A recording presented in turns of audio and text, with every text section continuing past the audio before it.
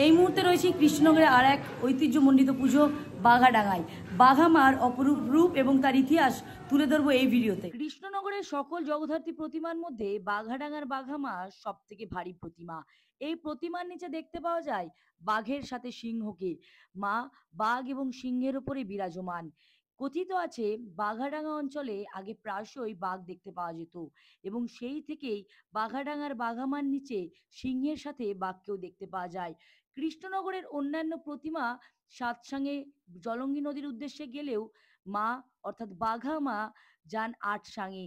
আর এই বেয়ারারা আসে সুদূর সুন্দরবন থেকে। বাঘা মা এত সুন্দর অপরূপ শোভায় সেজে ওঠে এবং বাঘা মার বিশেষ আকর্ষণ তার শোভাযাত্রা।